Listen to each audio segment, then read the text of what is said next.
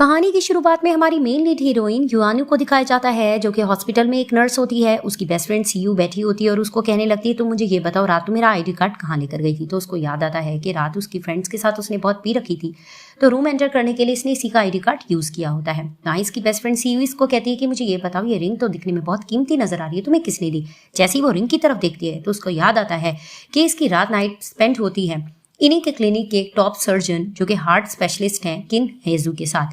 अब वो ये सारा कुछ सोच रही होती है, तभी फिर वो बहाना करने लगती है कि नहीं नहीं, ये इतनी कीमती रिंग नहीं है, बस ये मुझे मेरी फ्रेंड ने दे दी थी। तभी वो कहती ये रखो तुम्हारा आईडी कार्ड, मैं जा रही हूँ। वो आईडी कार्ड ले लेती है और सीयू को डाउट होने लगता है कि यानू का लगता है कोई बॉयफ्रेंड है और कोई अमीर तरीन है। खैर मैं भी कोई अमीर तरीन बॉयफ्रेंड पटा लूंगी और फिर मैं इसको दिखाऊंगी मैं हूँ कौन।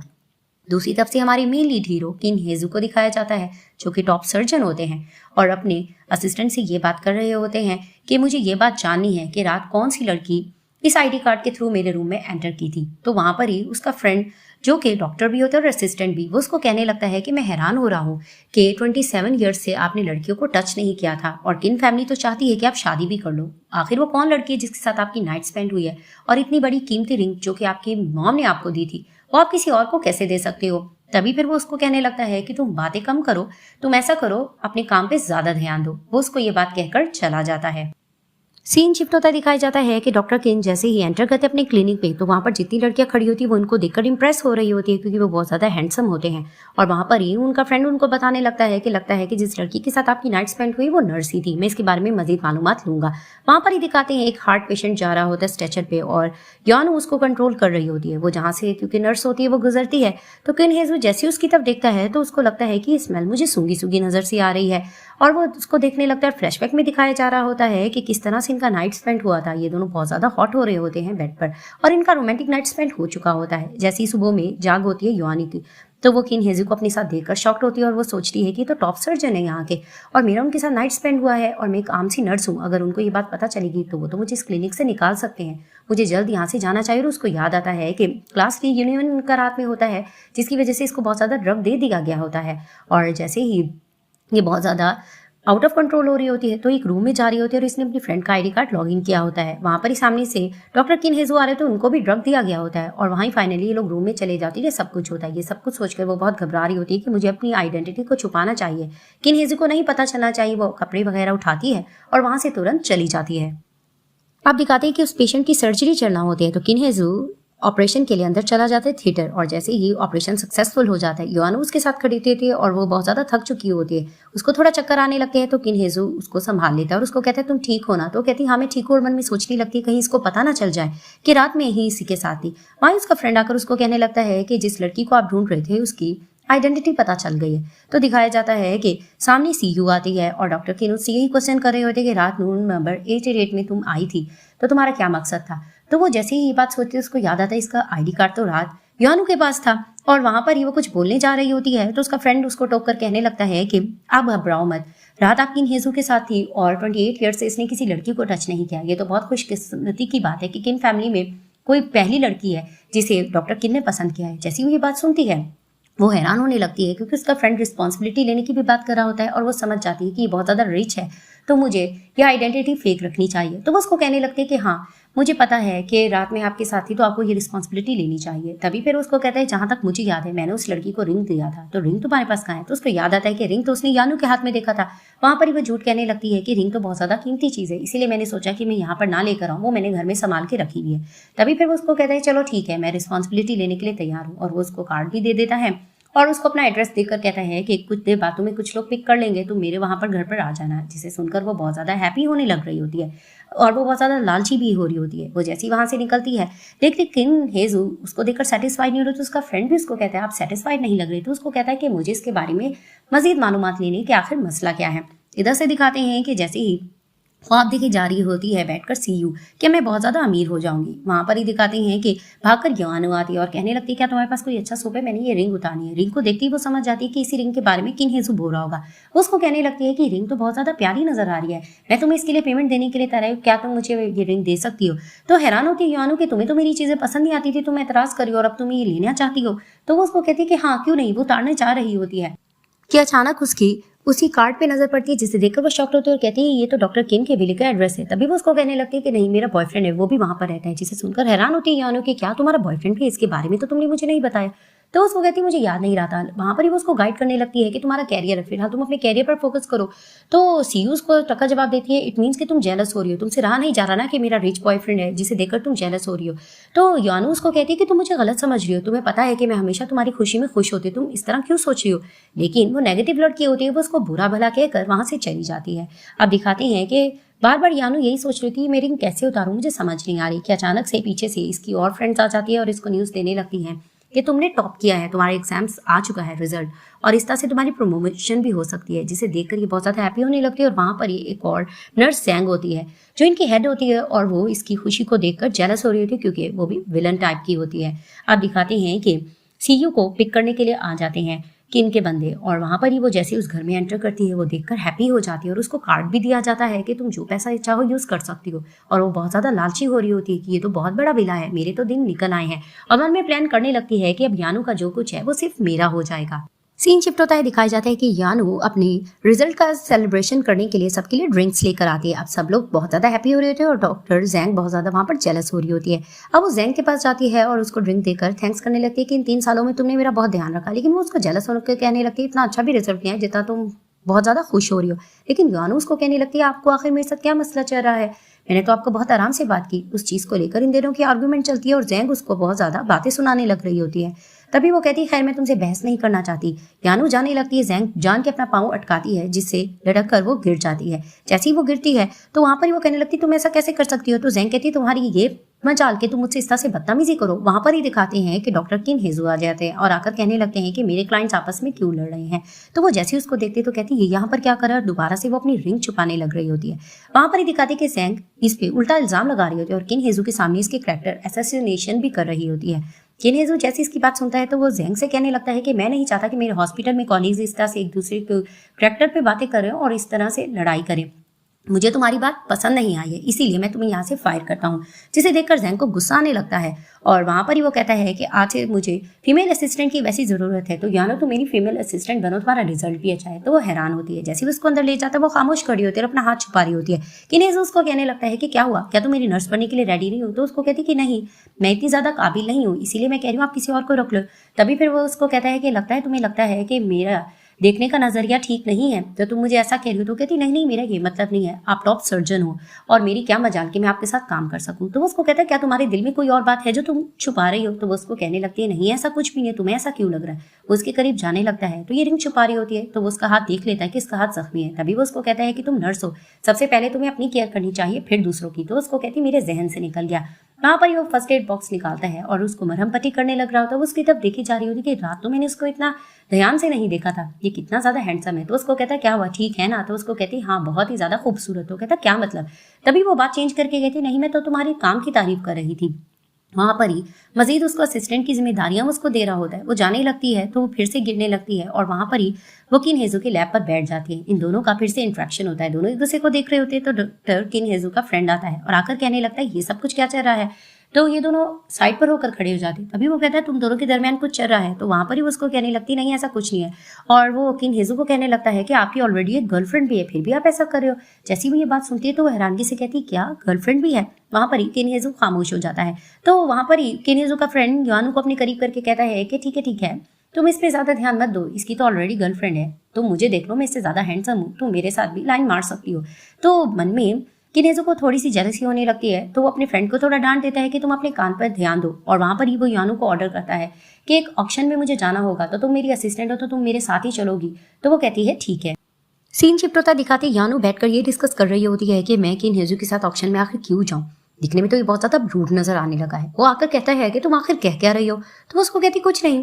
तभी फिर वो उसको एक ड्रेस देता है तो वो कहती ये मैं क्या करूंगी। तो वो उसको कहता है कि ये मेरी असिस्टेंट हो तुम, तो तुम्हें ये पहनकर मेरे साथ आज ऑक्शन में जाना होगा। तभी वो कहती है तो बहुत सुंदर है, कहीं तुम इसके पैसे डिडक्ट तो नहीं करोगे। तो उसको कहते हैं क्या हो सकता है कि मैं तुम्हारी सैलरी डिडक्ट करूं। तभी वो कहता है कि अच्छे से रेडी होकर आना। तो वो कहती ठीक है और मन में सोचने लगता है कि इस ड्रेस में कितनी सुंदर नजर आएगी और वो वहां से चला जाता है।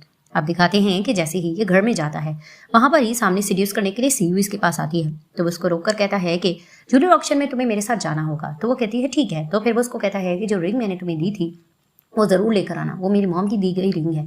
तो इस ऑक्शन में वो लेके जाना ज़रूरी होगा।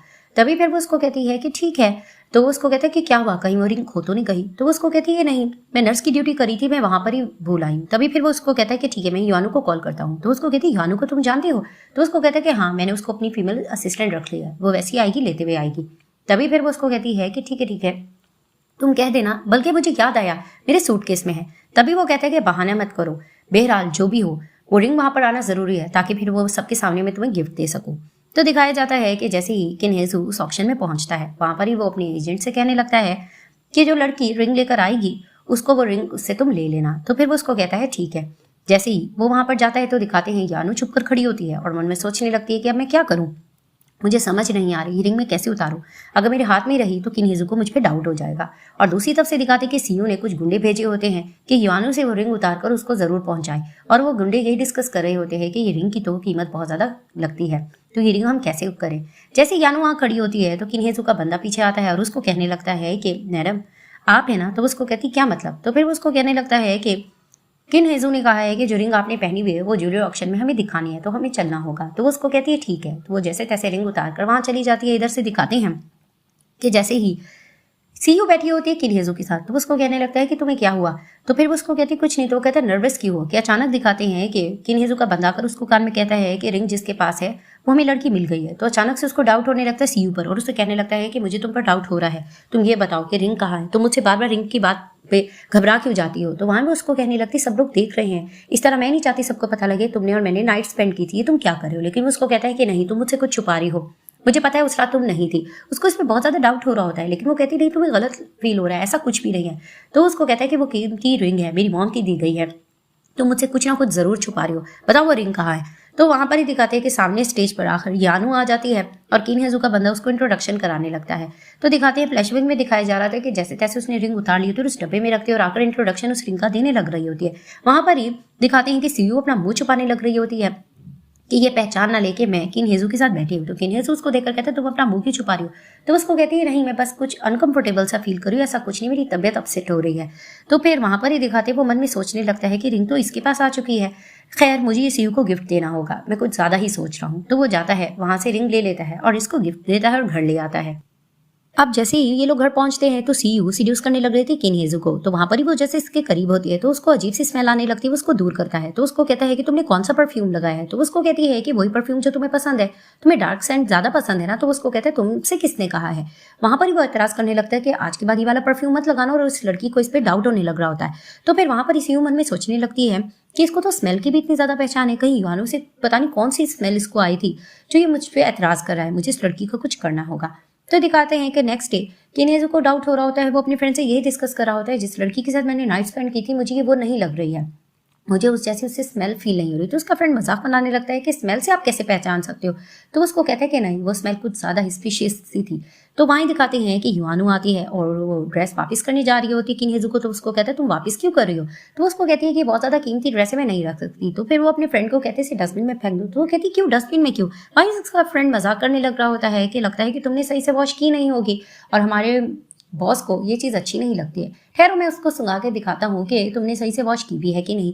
वो जान के किन्हेजू को वो ड्रेस सुंघाता है ताकि वो पहचान सके कहीं ये वही नर्स तो नहीं थी इसके साथ। तो वो सूंघता है तो स्मेल से इसको कुछ कुछ तो हो रहा होता है, लेकिन वहां पर ही वो जल्दी जल्दी बहाना करती है कि ठीक है ये मैं ड्रेस रख लेती हूँ। और थैंक्स करके वो ड्रेस लेकर बाहर निकलती है और मन में सोचने लगती है कि कितना डोमिनेटिंग है, इसको तो स्मेल की भी इतनी पहचान है, मुझे इससे बच के रहना होगा। अब दिखाते हैं कि हॉस्पिटल में ड्यूटी के लिए जाती है युआनू। वहां पर ही दिखाते हैं कि डॉक्टर जैंग भी होती है, जिसे देखकर वो कहती है कि तुम्हें तो फायर कर दिया था इस हॉस्पिटल से, तुम यहाँ क्यों आई हो। तो जैंग उसको मुंह तोड़ जवाब देती है कि मेरे अंकल के भी रेफरेंस है, मैं उनके रेफरेंस के थ्रू यहाँ आई हूँ, ये नहीं कि तुम क्यों निहेजू को सीड्यूस करती रहो और उसके आगे पीछे घूमो। तो यानू उसको सुनाने लगती है कि तुम मुझे गलत समझ रही हो, मैं ऐसी लड़की नहीं हूँ। इनकी इस चीज को लेकर बहस चलती है। वहीं दिखाते हैं कि जैंग जो पेशेंट बैठी होती है ग्रैंड माँ, उसका ड्रिप तेज कर देती है। तो उसको कहने लगती है कि तुम तेज क्यों कर रही हो, ये हार्ट पेशेंट है, तुम्हें नहीं पता इनके लिए प्रॉब्लम हो सकती है। तो जैंग उससे लड़ने लगती है तुम होती कौन हो मुझे समझाने वाली। वहीं वो उसको बातें सुनाने लगती है कि तुम उम्र में मुझसे कम हो और एक्सपीरियंस में भी, लेकिन तुम मुझे इस तरह से गाइड नहीं कर सकती। और इनकी इस चीज़ को लेकर बहस बनती है किन्हेजू आकर कहने लगती है क्या बहस चल रही है। तो वहां पर ही जैंग जान के यानू के बारे में इसको बहकाने लग रही होती है, लेकिन ग्रैंड माँ तारीफ कर रही थी यानू की, नहीं ये लड़की तो काइंड हार्ट है, ये तो मुझे बहुत अच्छी लगी है, यही ज्यादा बदतमीजी कर रही थी। तो किन्हेजू कहने लगता है डॉक्टर जैंग से कि तुम्हें तुम्हारे अंकल की वजह से रख दिया गया है और तुम्हारे बारे में मुझे पता है कि तुम लोगों से कैसे बिहेव करते हो। आज के बाद तुमने अगर यही रवैया इख्तियार किया तो मैं तुम्हारे अंकल को भी नहीं देखूंगा। तो वहीं वो खामोश हो जाती है और उसको वो जाने का कहता है। उनके जाने के बाद ग्रैंड माँ बहुत ज्यादा इंप्रेस हो रही होती है और कहने लगती है कि तुम इसको अपना गर्लफ्रेंड क्यों नहीं बना लेते, क्योंकि वो डॉक्टर की इनकी ग्रैंड माँ होती है। तो वहां पर ही कहने लगती है यानू नहीं नहीं इनकी तो ऑलरेडी गर्लफ्रेंड है, लेकिन वो उन दोनों का हाथ मिलाकर कहने लगती है तुम दोनों की जोड़ी बहुत जचती है और बाहर से सीधी बातें सुन लेती है और मन में सोचने लगती है हर बारी हमारे दरमियान यानू आ जाती है, इसका तो मुझे कुछ करना पड़ेगा। सीन शिफ्ट होते दिखाया जाता है कि सीयू हॉस्पिटल के बाहर खड़ी होती है। जैंग उसके पास जैसे ही जाती है तो उसको देखकर उसकी चापलूसी करने लग रही होती है। तो उसको कहती है मैं तुम्हें मुद्दे की बात कर रही हूँ कि मुझे प्रेगनेंसी रिपोर्ट फेक बनवानी और तुम्हें मेरा साथ देना होगा, और ये लोग यानू को गिराने की भी बात कर रहे थे और आपस में मिल जाती हैं। तो दूसरी तरफ से दिखाया जाता है कि हॉस्पिटल में यानू होती है। वहां पर ही दिखाते हैं कि किन्हेजी का फ्रेंड चैंग आता है और प्रपोज करने लग रहा होता है यानू को और उसको कहता है क्या तुम मेरे साथ आज ड्रिंक करने जाओगी। तो फिर वहां पर ही जेलस होने लगता है किन्हेजू और कहता है कि नहीं ये मेरी असिस्टेंट है, इसको मेरे साथ एक और काम करना है। तो उसको कहता है बॉस और क्या काम रहता है और सारे काम हो तो चुके हैं। तभी वो उसको कहता है फ्री होकर हम लोग ड्रिंक करने चलेंगे। तो फिर वहां पर ही वो जान के बहकाने लग रहा था यानू को कि इसकी रेपुटेशन अच्छी नहीं है। तो वहां पर ही डर जाती है यानू और उसको कहने लगती है मुझे काम है मैं जा रही हूँ। जैसे चली जाती है तो वहां पर भी उसको कहने लगता है बॉस आपकी गर्लफ्रेंड भी है, फिर भी आप हम दोनों में दूरी कराने की कोशिश करो। वो मुस्कुराने लगता है। इधर से दिखाते हैं कि फेक प्रेगनेंसी रिपोर्ट बनवा कर जैंग आ जाती है सीयू के पास और उसको दे देती है। वहां पर ही वो देखकर मन में खुश होने लगती है कि अब मुझे और किन्हेजू को कोई भी जुदा नहीं कर पाएगा। वो जाने लग रही होती है तो सामने से यानू गुजर रही होती है। इन दोनों का इंट्रैक्शन होता है और धक्का लगता है। तभी वो उसको कहती है तुम गायनेकोलॉजिस्ट क्लिनिक में क्या कर रही हो। तभी वो बहाना कर रही होती है, लेकिन वो उसके हाथ से रिपोर्ट देखकर कहती है क्या तुम प्रेग्नेंट हो चुकी हो, लेकिन तुम्हारा बॉयफ्रेंड क्यों नहीं आया। तो वहां पर ही वो बहाना करने लगती है तुम्हें पता है ना वो रिच और बिजनेसमैन है, उसके पास टाइम नहीं है। लेकिन वो उसको कहती है कि ये प्रीशियस मोमेंट्स होते हैं, इसमें तुम्हारे बॉयफ्रेंड को तुम्हारे साथ होना चाहिए। वहां पर ही दिखाते हैं कि सीयू यानू के करीब होती है, उसकी स्मेल सूंघने की कोशिश करती है और उसको कहती है तुमने कौन सा परफ्यूम लगाया। तो उसको कहती है परफ्यूम, क्लीनिंग में तो परफ्यूम लगाना अलाउड नहीं है। तो वो मन में समझ जाती है कि इसकी खुद की बॉडी की कोई स्मेल है। वहां पर ही फिर से वो उसको कहने लगती है मैं तुमसे ये कहूंगी कि मुझे तुम्हारे बॉयफ्रेंड पे थोड़ा डाउट हो रहा है, उसने तुम्हें प्रेग्नेंट कर दिया, तुम्हारे साथ नहीं है, मुझे वो धोखेबाज लग रहा है। वहां पर ही सीयू को गुस्सा आने लगता है, वो यानू को गुस्सा आने लगती है कि तुम हमें जुदा करने की बात कर रही हो, मुझे फील हो रहा है कि तुम मुझसे जेलस हो रही है, तुमसे रहा नहीं जा रहा कि मेरा रिच बॉयफ्रेंड है। तो उसको कहती तुम गलत समझ रही हो, मैं तुम्हें समझा रही हूँ। लेकिन सीयू उसको बुरा बुला बोलकर चली जाती है। वहां पर यानू मन में प्लान करती है कि वो आज इसके बॉयफ्रेंड को देख के रहेगी, आखिर वो है कौन, वो इसको लगता है धोखा दे रहा है। वो पीछे पीछे जा रही होती है लेकिन कार में सीयू आगे निकल जाती है। वहां पर ही दिखाते हैं कि चैंग आता है और कहने लगता है तुम यहाँ क्या करी हो। उसको कहती है कि मुझे तुम्हारा एक फेवर चाहिए, मुझे अपनी फ्रेंड को फॉलो करना है। तो उसको कहता है चलो ठीक है तुम मेरे साथ चलो। वो उसको कार में ले जाता है। वहां पर किन्हेजू भी दूसरी तरफ कार में बैठकर इनको देख रहा होता है, वो भी इनको फॉलो करने लगता है। तो दिखाते हैं कि चैंग की कार के आगे किन्हेजू अपनी कार रोकता है। ये लोग समझते हैं आखिर ये लोग कौन है, ये लोग उतर के देखते किन्हेजू तो कहते हैं बॉस आप। तो फिर वहां पर ही यानू थैंक्स करती है चैंग का। तो उसको कहता है ठीक है चलो मैं यहाँ से जाता हूँ। तो फिर वहां पर ही वो यानू को देखता है। तो यानू कहती है मैं जा रही हूँ। तो किन्हेजू कहता है मैं तुम्हें ड्रॉप कर दूंगा। तो वो उसको कहती है क्या वाकई। तभी फिर वो पीछे बैठी होती है तो उसको कहता है लगता है तुम्हें खतरा फील हो रहा है। उसको कहती है नहीं ऐसा नहीं है। वो आगे बैठी रही है, मुस्कुराने लगता है। अब जैसे ही सीयू किन विला पहुंचती है तो वो मन में मुस्कुरा रही होती है कि मैं कितनी रिच हो गई हूँ। तो अचानक से वो कार आते दिख रही थी किन्हेजू की और मन में सोचने लगती है ये आज घर आ गया है, आज तो मैं इसको सीरियस करके रहूंगी। वहां पर ही दिखाते हैं वो देख लेती है कि इसके साथ तो बैठी हुई है यानू। तो वो कहती है ये यहाँ क्या करी। वो चुप के खड़ी हो जाती है। इधर से वो पूछता है कि तुम्हारी फ्रेंड का क्या एड्रेस है। तो कहती है किन विला के पास ही ये रहती है, उसका बॉयफ्रेंड इधर ही रहता है। और वो जैसी सीयू का नाम लेती है कि सीयू भी उसी के साथ ही होगी। तो वो कहता है क्या तुमने क्या नाम लिया अपनी फ्रेंड का। तो वो कहती है सीयू, सीयू तो मेरी बेस्ट फ्रेंड है। वो उसके बारे में बता रही होती है। तभी वो कहती है लेकिन मुझे उसके बॉयफ्रेंड पे थोड़ा डाउट है कि वो उसको धोखा दे रहा है और उसने उसको प्रेग्नेंट भी किया और उसके साथ क्लिनिक नहीं था, जिसे सुनकर हैरान होता है कि क्या वाकई वो प्रेग्नेंट है। तो वो उसको कहती है हाँ। तभी वो मन में सोचने लगता है कहीं मैं सीयू को गलत तो नहीं समझ रहा।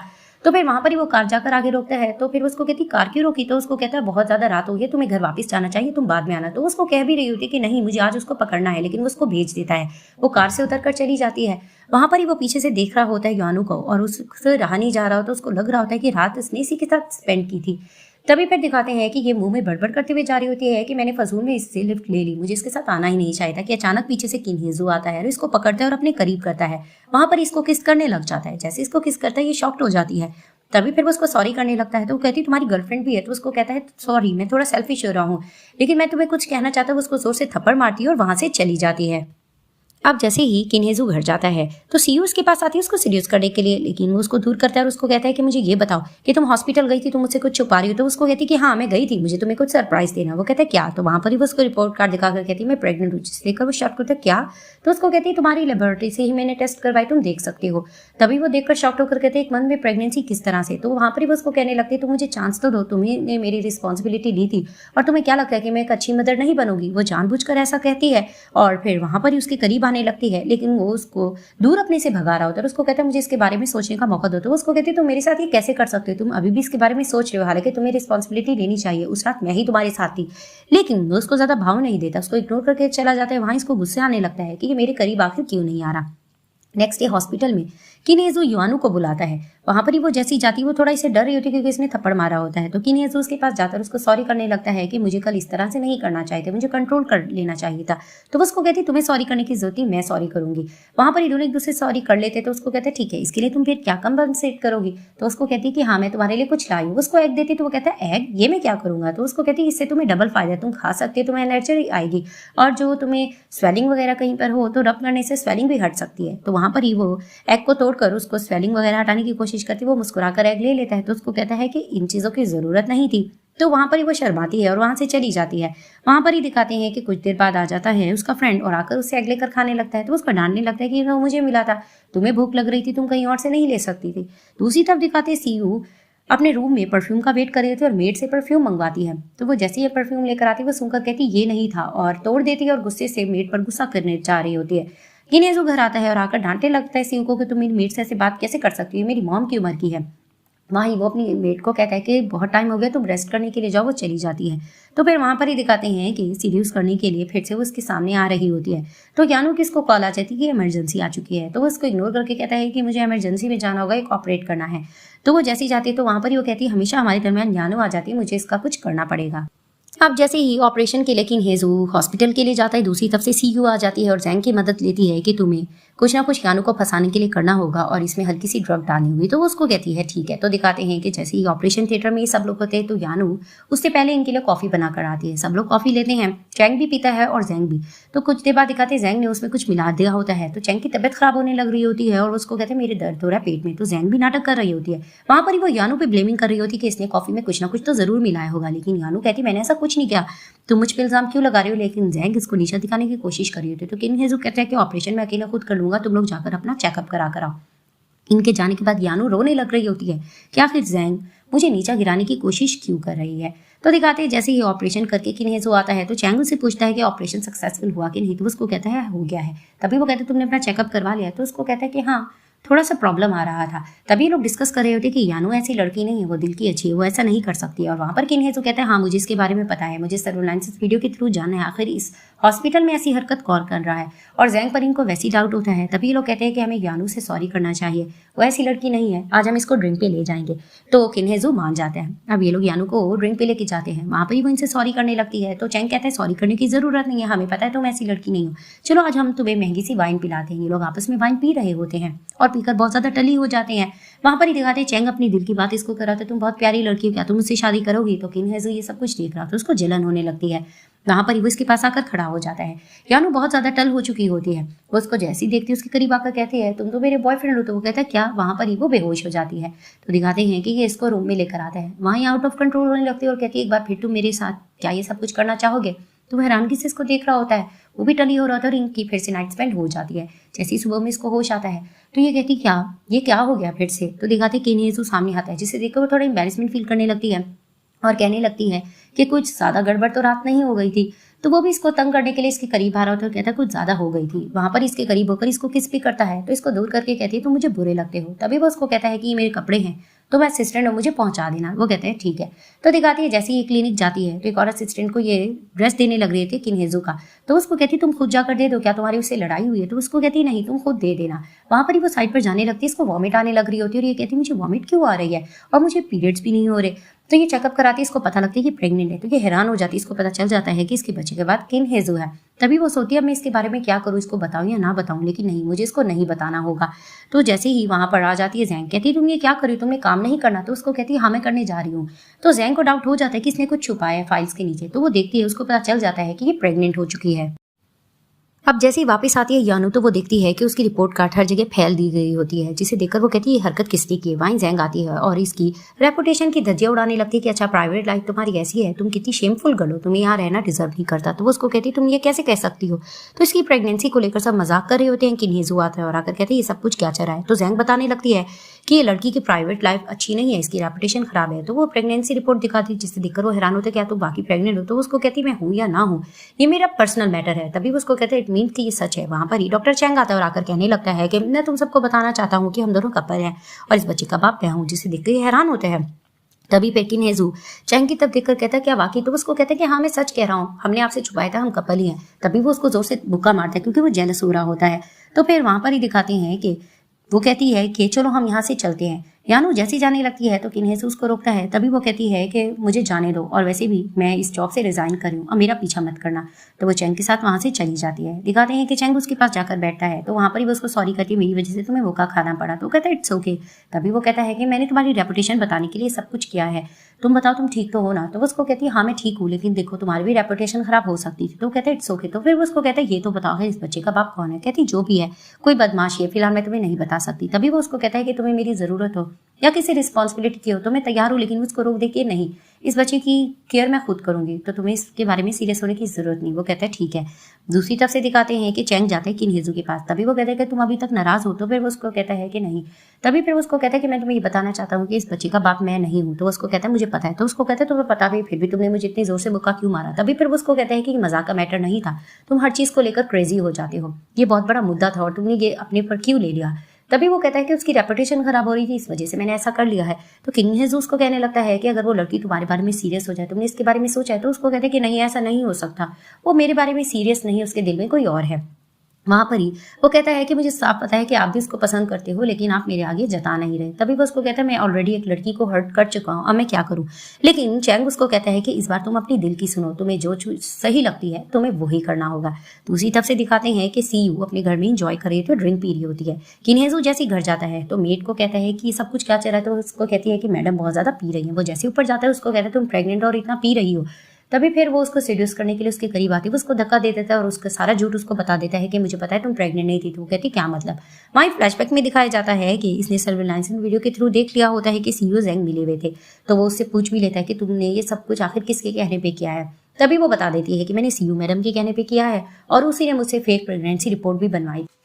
तभी फिर वो उसको कहने लगता है क्या वाकई तुम फेक प्रेगनेंसी का सच बता रही हो। तो वो उसको कहती कि हाँ मुझे सीयू ने ही कहा था और उसके कहने पर ही मैंने आपकी लेबोरेटरी से ही ये फेक रिपोर्ट्स बनवाई थी। जिसे सुनकर इसको गुस्सा आने लगता है और वो तुरंत इसके पास पहुंच जाता है। अब वो ये सारी सच्चाई इसको बता देता है, लेकिन फिर भी ये नाटक किए जा रही होती है कि मैंने माना मैंने ये झूठ बोला था, लेकिन इसके अलावा मैंने कुछ झूठ नहीं बोला। उस नाइट मैं ही तुम्हारे साथ थी। लेकिन वो उसको साफ कहता है कि तुम झूठ मत बोलो, तुम मेरे साथ नहीं थी और तुम हो भी नहीं सकती हो, तुम पर मुझे पहले ही डाउट हो गया था। वो उसको बहुत ज्यादा ब्लैकमेल कर मनाने की कोशिश करती है, लेकिन वो उसको साफ बता देता है कि जिस तरह परफ्यूम लगा के भी तुम मेरे सामने इर्द गिर्द घूमती थी, मुझे साफ पता चल गया था कि तुम झूठ बोल रही हो और तुम झूठी लड़की हो और तुम्हारा किन फैमिली में कोई ताल्लुक अब नहीं रहता है, तुम किन फैमिली में किसी मकसद के लिए आई थी। लेकिन अब मैं तुम्हें ये कहना चाहता हूँ कि तुम अपना बोरिया बिस्तर समेटो और यहाँ से निकल जाओ। वो मना भी रही थी, लेकिन वो उसको साफ जवाब दे देते थे कि मैं तुमसे प्यार नहीं करता, तुम यहाँ से दफा हो जाओ, और उसको जवाब दे देता है।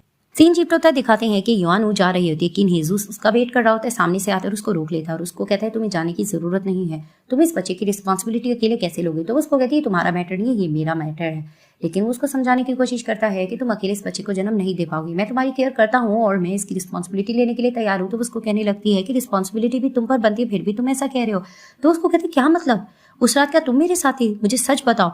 वो इसी के बाद जाने की कोशिश कर रहे थे। सीयू दूसरी तरफ कार में बैठी होती है और वो यही प्लान कर रही होती है कि मैं इन दोनों को एक नहीं होने दूंगी। वो तेज रफ्तार कार चला कर आती है, वहां पर ही एक्सीडेंट हो जाता है, युआनू जख्मी हो जाती है। किन्हेजू बहुत परेशान होता है और इसको हॉस्पिटल लेके जाते हैं। चेकअप के बाद जैसे इसको होश आने लगता है तो वो चिंता होकर बैठा होता है। तो वहां पर ही वो पूछने लगती है मेरा बच्चा ठीक है ना।